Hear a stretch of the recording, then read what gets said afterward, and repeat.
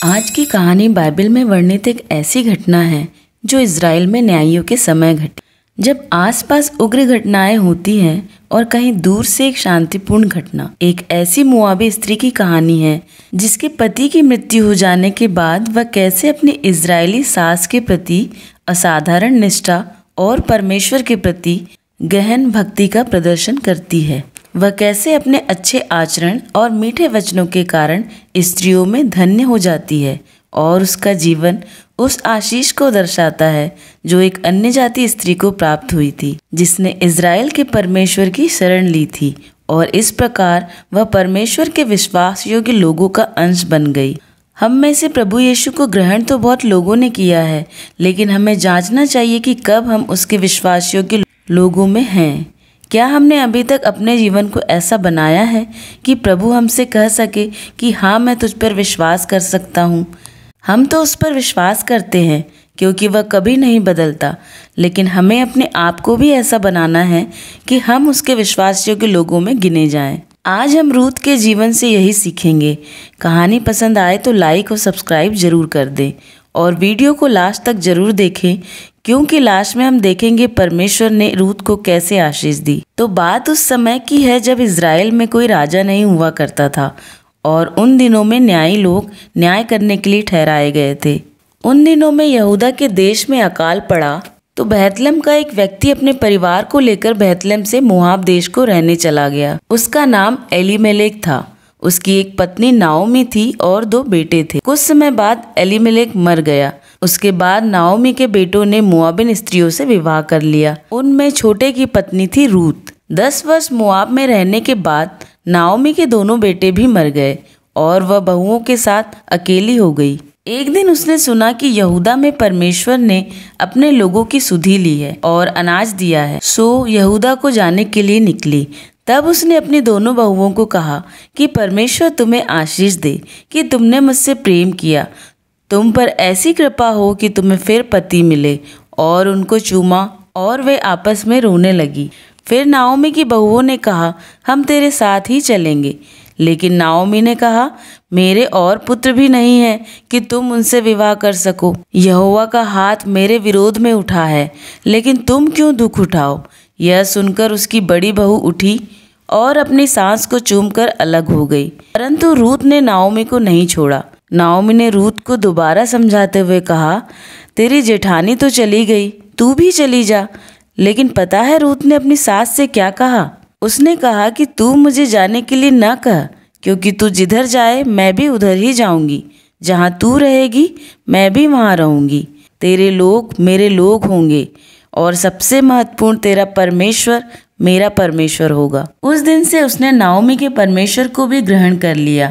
Ruth को अपने साथ खड़ा देख नाओमी उसे लेकर मोआब से निकली और बैतलहम को पहुंची। उसके बैतलहम पहुंचते ही नगर में हलचल मच गई। लोग उसे देखकर पहचान गए। जब वे नगर को पहुंची थी तब जौ की कटाई का समय चल रहा था। एलीमेलेक जो रूथ का ससुर था, उसी परिवार का एक जन था बोअज।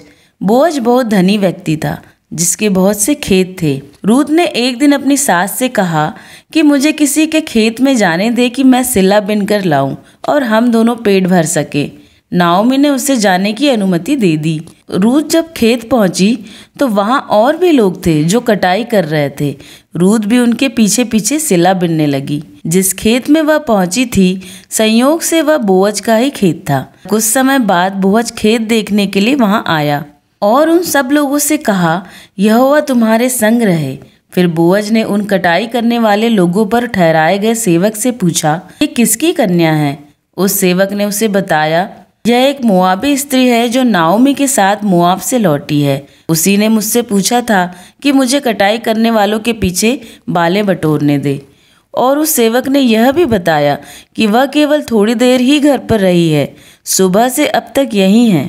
बोअज ने उस सेवक की पूरी बातें सुनी और रूथ को अपने पास बुलाया और उससे कहा, बेटी, तू किसी दूसरे के खेत में बिनने न जाना, मेरी दासियों के संग यहीं रहना। मैंने जवानों को आज्ञा दी है कि वे तुझे तंग न करें। तुझे प्यास लगे तो यहाँ के बर्तनों से पानी पिया करना। तेरा ध्यान इन्हीं खेत पर लगा रहे। प्रियों, जब जीवन में इतना कठिन समय चल रहा हो, जब हर बात के लिए आप परेशान हो, कहीं से सहायता नजर आए और कोई जन आपसे इतने प्रेम से, दया से पेश आए, तो कौन होगा जिसका दिल न भर आए। रूत के साथ भी यही हुआ। वह मुंह के बल झुककर जमीन पर गिरी और कहने लगी, क्या कारण है कि तूने मुझ परदेसी पर दया की दृष्टि की है और मेरी सुधि ली है। बोअज तो उसका पिछला जीवन जान चुका था। उसने रूत से कहा, जो कुछ तूने पति की मृत्यु के बाद अपनी सास के साथ किया है, अपने देश को छोड़ पराये देश आई है, जिनको तू पहले जानती भी नहीं थी, यह सब बातें मैं जानता हूँ। यहोवा तुझे उसका फल दे और तुझे उसका पूरा बदला दे। प्रियों, कठिन समय में कभी कभी हमें लगता है अपने फायदे के लिए गलत रास्तों का चुनाव कर लें, या फिर वो करें जिसमें सिर्फ हमारा फायदा हो और दूसरों की ना सोचें। रूत भी अपने जीवन के बारे में सोचकर अपनी सास को छोड़कर जा सकती थी, लेकिन परमेश्वर हमारे संयम को, धीरज को देखता है और हमारे मन के प्रेम को भी। जो रूत ने अपने सास के साथ किया, उसके कारण यहोवा की दृष्टि उस पर थी और उसने किसी माध्यम से उस पर दया की। बोअज की बातें सुनकर रूत ने उससे कहा, तेरी अनुग्रह की दृष्टि मुझ पर बनी रहे। मैं तेरी दासी नहीं, फिर भी तूने यह बातें कहकर मुझे राहत दी है। उसके बाद खाना खाते समय भी बोअज ने उसको आवाज लगाकर बुलाया और कटाई वालों के साथ खाने को कहा और कुछ भोजन वस्तु भी दी, जो रूत ने खाई और कुछ अपनी सास के लिए बचाए रखा। खाना खाने के बाद वो फिर सिला बिनने गई तो बोअज ने अपने काटने वालों को आज्ञा दी कि उसे घुड़कना मत, न उस पर दोष लगाना, और हो सके तो उसके बिनने के लिए कुछ बालें गिरा दिया करना। ऐसा करके रूत शाम होने तक सिला बिनती रही। फिर उसे फटका और घर ले गई और अपनी सास को दिया और उसने भी खाया। फिर दोनों घर पर बातचीत करने लगी। रूत ने जो कुछ भी खेत पर हुआ वह नाओमी को कह सुनाया। तब नाओमी ने उसे बताया कि बोअज उन्हीं के परिवार का एक जन है और कहा कि तू उसी के खेत में जाया कर। तब रूत जौ और गेहूं की कटनी के अंत तक उसी के खेत में जाती रही और उसी की दासियों के साथ काम किया करती थी। एक दिन नाओमी ने सोचा, रूत तो जवान है, वह कब तक इस तरह अकेले रहकर मेहनत किया करेगी। सो उसने रूत से कहा, तू तैयार होकर जा और बोअज को विवाह के लिए मना ले। उस समय यहूदा में अपने ही परिवार के सदस्यों में विवाह की प्रथा थी। रूत ने कहा, जैसे तुझे ठीक समझे, और उसने वैसा ही किया। रूत बोअज के पास गई, लेकिन बोअज ने उसे कहा, तू भली स्त्री है और यहोवा की ओर से तुझे आशीष मिले कि तू किसी जवान के पीछे नहीं लगी। लेकिन हमारे कुटुंब में एक और व्यक्ति है जो तेरी जमीन लेकर तुझे छुड़ा सकता है। जब तक वह फैसला न कर ले, मैं अभी तुझे नहीं अपना सकता। तब बोअज ने रूत को उसकी चादर में 6 नपये जौ नाप कर दे दिया और वहां से विदा किया। रूत जब घर आई तो उसने नाओमी को सारी बात कह सुनाई। नाओमी ने उसे कहा, इस बात की पूरे होने तक शांत रहना। और फिर कुछ समय बाद बोअज उस दूसरे व्यक्ति से मिला जो उनके कुटुंब का था, और उसने नगर के 10 वृद्ध लोगों को भी बुलाया और सबके सामने यह बात रखी कि नाओमी, जो हमारे परिवार के सदस्य एलीमेलेक की पत्नी है, वह अपने जमीन का एक टुकड़ा बेचना चाहती है, तो तू सबके सामने उसे मोल ले ले, और तू न चाहे तो मुझे बता, क्योंकि तेरे बाद उसका छुड़ाने वाला मैं ही हूँ। और उसे मोल लेने के साथ तुझे रूत, जो उसकी बहू है, उसे भी छुड़ाना पड़ेगा।